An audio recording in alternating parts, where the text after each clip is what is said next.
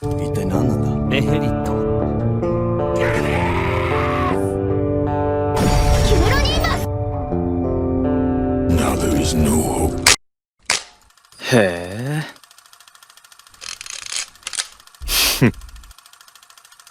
その通りだ。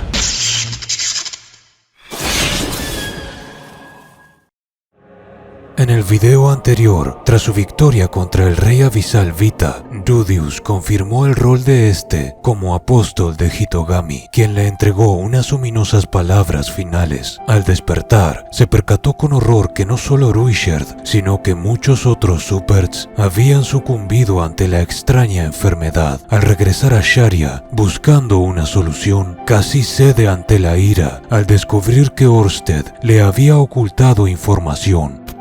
Antes de continuar, les comento que tengo un canal donde resumo y hablo de otras historias, llamado Caballero Gael. Ahora sí, comencemos. Si bien en un principio Rudeus había fallado en contener una entendible ira, la sucesión de nuevas pistas que pudo extraer en su breve charla con el dios dragón no solo le ayudó a comprender mejor la situación, sino que también le recordó cuál era el punto de todo aquello. Se dijo a sí mismo que las garras del dios humano estaban enterradas en los sedimentos más profundos de la historia. El dios demonio Laplas se había olvidado de Hitogami y en su odio se proponía acabar con incontables almas. Era perfecto para sus fines. En la guerra de Laplas podía olerse la macabra presencia del autoproclamado dios. Si bien esto no apaciguaba las ascuas de su rencor hacia Orsted, concluyó que el perder los estribos ahora únicamente resultaría en entregarle la victoria a Hitogami. Se dijo a sí mismo que, al ser incapaz de dar con una cura, dejó a los supers a su suerte porque fervientemente creía que no había nada que hacer al respecto. Pero aquello daba lugar a una nueva duda. ¿Cómo planeaba el dios dragón acabar con Laplas sin la ayuda de un Supart?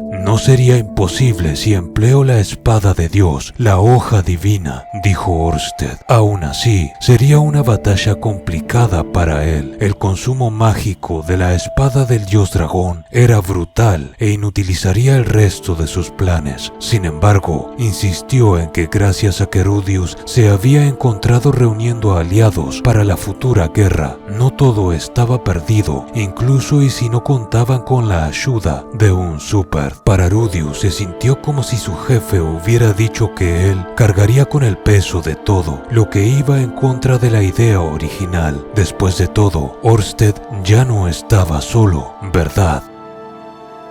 Quería disculparme contigo, pero no fui capaz de pronunciar esas palabras y las consecuencias son estas. Rudeus, lo siento. Orsted, siendo fiel a sus palabras, llegó al grado de acompañarlas con el gesto de agachar la cabeza. Lo comprendo. Solo esta vez, Sir Orsted, solo en esta ocasión lo perdonaré. Gracias. Con eso fuera del camino, ambos se pusieron manos a la obra. Hitogami les llevaba ventaja. En Shirone previno que dirimieran la ubicación de la reencarnación de Laplas y ahora había conseguido reunir a Ruisherd junto con los otros Superts para erradicarlos de un plumazo. El camino de Hitogami hacia la victoria estaba claro. Obligaría a Orsted a usar su espada divina para agotar sus reservas mágicas contra Laplas, acabando con toda posibilidad de ganar para él. Me niego a dejar que eso suceda. Lo preguntaré una vez más. ¿No hay forma de curar la plaga, Super? No que yo sepa. Hay muchas cosas que desconoces, Sir Orsted. Supongo que tienes razón. Desde la perspectiva de Rudeus, por el simple hecho de que existían cosas que Orsted era incapaz de intentar debido a su maldición, entonces no lo había intentado todo. Dicho lo cual, Orsted aceptó la idea del mago y decidió acompañarlo a la aldea Supert. Rudeus procedió a ponerse en contacto con todos a través de las tablas de comunicación, solicitando la búsqueda de un doctor para curar la enfermedad de los Superts. Puesto en esos términos, suena más fácil de lo que realmente fue. Las tablas de comunicación eran muchas y administrar esa cantidad de mensajes en paralelo requería de mucha atención, sin mencionar que la cantidad de círculos de teletransportación que poseían en el sótano eran cuantiosos. La recepcionista Fariastir ayudó con estos temas, recibiendo a quienes venían vía teletransportación. Por otro lado, Sylphie ya había partido rumbo al santuario de la espada junto a Ghislaine e Isolde. La reina Ariel había venido a la oficina a hablar con Sylphie antes de que se fuera, y Rudius se alegró de no haberse encontrado a Ariel, ya que, debido al sueño que Vita había provocado en él, sabía que se pondría completamente rojo si la mirara a la cara, y no quería que Sylphie presenciara algo así. Las buenas noticias eran que los otros grupos que se habían dirigido al reino de Vigeiril habían conseguido instalar sus respectivos círculos de teletransportación en las ciudades acordadas, y Roxy le escribió confirmando que ella y Eris ya se encontraban buscando el paradero del dios ogro. Tras todo eso, Orsted y Rudius partieron a la aldea. Pero, tras tomarse su tiempo examinando los supers inconscientes, la conclusión a la que arribó el dios dragón no había cambiado. No conocía una forma de salvarlos, ni siquiera se parecía a otras plagas en su saber, ya que ésta progresaba más rápido que cualquiera que hubiera visto antes. Por el resto de aquel día, Rudius simplemente se remitió a ayudar a aliviar las dolencias de los convalecientes lo mejor que podía junto a Orsted, Sandor y Doga.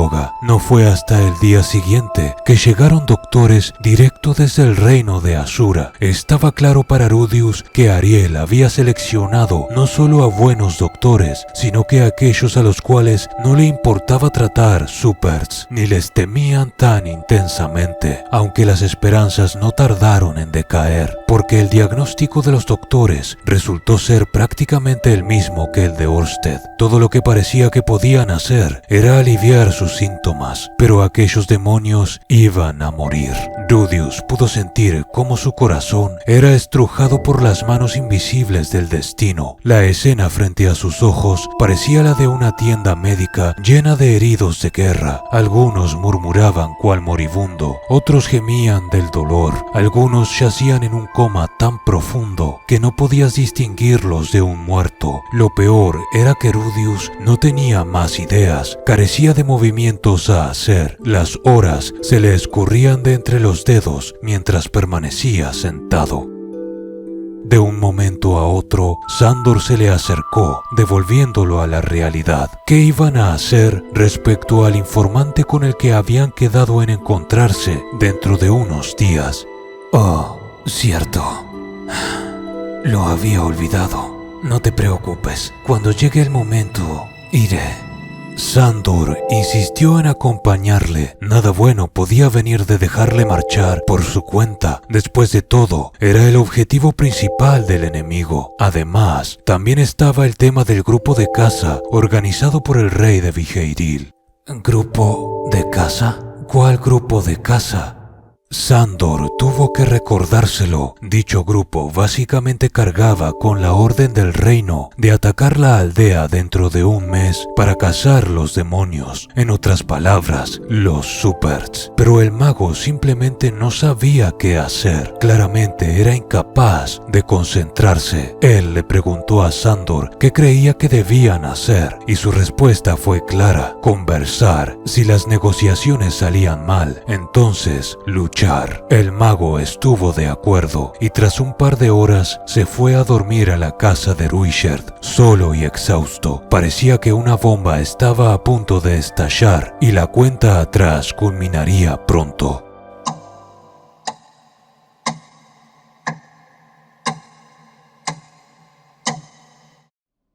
A la mañana siguiente algo inesperado sucedió. Rudius abrió los ojos ante la sacudida que alguien le estaba propinando, aferrado de sus hombros. La imagen que se dibujó frente a él era la de una joven de cabello rubio que llamaba su nombre una y otra vez. Era su hermana Norn. No puede ser. Es otro sueño, otra ilusión. Supongo que ahora Norn es mi esposa, así que Vita sigue vivo. Ojalá la enfermedad de los Supers fuera un sueño también. ¿Por qué no me dijiste que Richard estaba enfermo?, exclamó su hermana. Con esas palabras, el mago finalmente terminó de despertar y aceptar que esa era la realidad. Después de todo lo que Richard hizo por mí, el que no me hayas dicho que estaba así de mal. ¿Cómo pudiste?, le recriminó Norn, llorando. Rudius se disculpó y secó las lágrimas de la chica. Resulta que la graduación ya había tenido lugar, pero él estaba tan ocupado que nunca pensó en ello. Cliff se lo había contado todo y la trajo con ella al venir a la aldea. Al mirar hacia la puerta, vio a dos siluetas recortadas contra la luz. Eran Elinalais y Cliff Grimore. Sucede que Cliff había recibido su mensaje, pero debido al coloso burocrático de la iglesia de Milis, había tardado en arreglar los preparativos para poder marchar. Pero ahora estoy aquí, Rudius. Todo estará bien. Es para momentos como estos que estudié tan duro. Descuida, me lo han contado todo. Sé que otros doctores experimentados han visto a los Supers, pero yo tengo algo que ellos no: el ojo demoníaco de la identificación. ¿Es esto algo que puede solucionarse con solo un ojo demoníaco? Un ojo demoníaco no sería suficiente, pero recuerda, soy yo el que lo está usando, y yo soy un genio.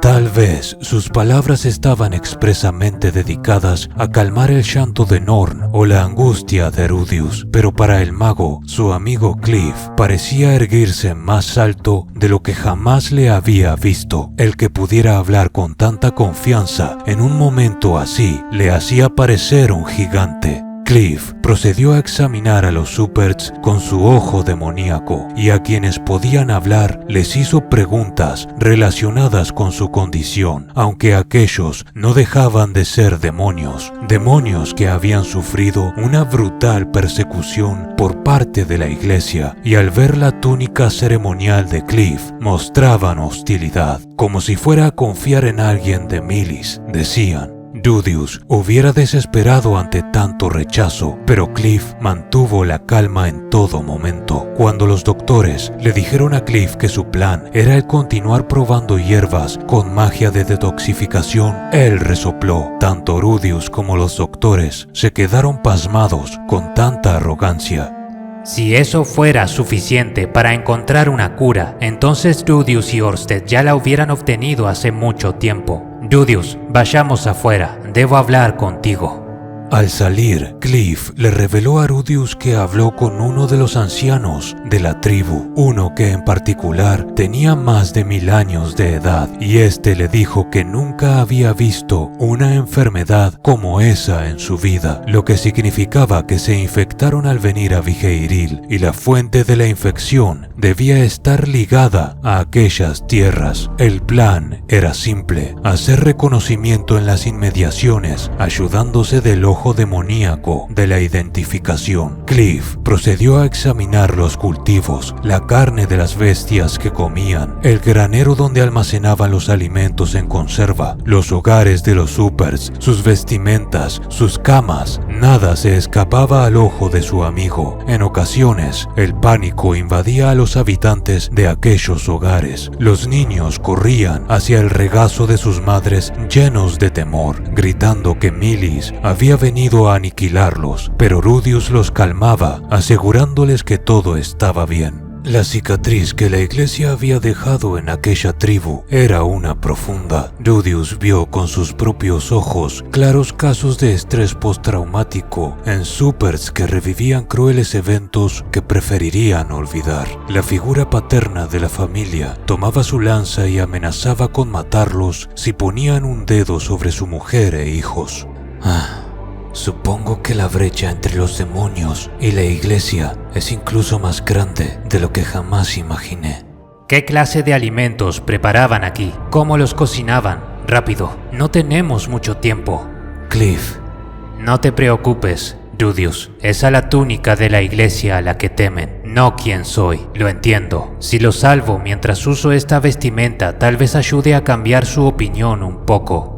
De tal forma, la investigación continuó. Cliff fue tan lejos como para examinar la basura de los supers y revolver la carne podrida de los restos de las comidas anteriores. Al final del día, Cliff sostuvo una reveladora conversación con Rudius. No había encontrado nada extraño en ninguna de las cosas que había examinado con su ojo, salvo por la particularidad de que los tomates, por ejemplo, contenían una gran concentración de mana. Esto se debía a que aquellas tierras poseían una inaudita cantidad de mana, pero tal cosa no era suficiente para explicar lo que le estaba sucediendo a los supers. Entonces, ¿qué era? Cliff continuó. En el continente demoníaco, las frutas y vegetales son escasos. Si la tribu arribó ahí apenas unos cientos de años atrás, entonces la constante exposición a este tipo de alimentos de la tierra con exageradas cantidades mágicas sobrepasó la capacidad que su sistema podía expulsar. Esto explicaba por qué los niños no se veían afectados, mientras que los adultos sí. Los pequeños, al tener poco tiempo vivido, no se habían expuesto a la misma cantidad por el mismo tiempo. La forma en la que Ruishard había aceptado a Vita en su cuerpo y por la manera en la que el poder del slime funcionaba, él había caído víctima sin necesidad de haberse pasado allí mucho tiempo. Los síntomas, además, recordaban a los de Nanahoshi. ¿Nanahoshi? ¿Quieres decir síndrome de drenaje? Cliff abrió una pequeña caja que traía consigo, de la cual extrajo unas hierbas que Rudius reconoció al instante. Hierbas ocasu. Con ellas se preparaba el té que le había salvado la vida a su amiga. Además, también extrajo unas bayas rojas que bloqueaban la magia de quien la bebiera. Según el ojo demoníaco de la identificación, eran usadas junto a las hierbas ocasu para potenciar el efecto de las mismas. Esta enfermedad es una sumamente antigua y extremadamente rara, tanto así que fue Kishirika quien nos reveló su naturaleza. Rudius, escucha. Por lo que sé, esta medicina debería ser la solución a nuestros problemas, pero también existe la posibilidad de que tenga el efecto contrario. Sin embargo, Cliff miró a su amigo lleno de determinación y se dirigió hacia la tienda de los enfermos, donde exclamó que necesitaba a solo una persona para probar los efectos de su posible cura. Claro, la mirada de los supers, que aún estaban conscientes, se clavaron en él, llenas de sospecha, miedo y rencor. Solo uno, tan solo uno. «Yo lo haré», exclamó uno de los supers, quien miró a Cliff con los ojos afilados a pesar de su mala condición. Norn le ayudó a incorporarse en su cama, sentándolo. Se trataba de Ruishard Supardia. Ruishard, has despertado. Ruishard, no confíes en este hombre de la iglesia de Milis. Nos han perseguido sin descanso por el mundo tras la guerra. Sabes mejor que nadie las cosas que nos han hecho. Las quejas de los supers, con las fuerzas suficientes como para poder hablar, explotaron. Se negaban a que el final de su guerrero, más confiable y poderoso, fuera a manos de un miembro de la iglesia, pero todos callaron cuando Ruishard gritó: «¿Acaso quieren que nos extingamos?». El volumen de su voz fue tal que tosió violentamente tras esas palabras, pero continuó: «Rudius trajo a este hombre aquí y confío en Rudius. Si tienen quejas, guárdenselas para cuando esté muerto. Está bien, he vivido una buena vida, puedo morir sin remordimientos». Y con esas palabras de Ruishard, Cliff se acercó al determinado super. Gracias a los miembros en pantalla y donaciones de Foreign One, Manchitar, César 92, David Mendoza, Jesús Palestina, Decradios, Ángel Harkin, Dragshark 0 y Robe de Abraham.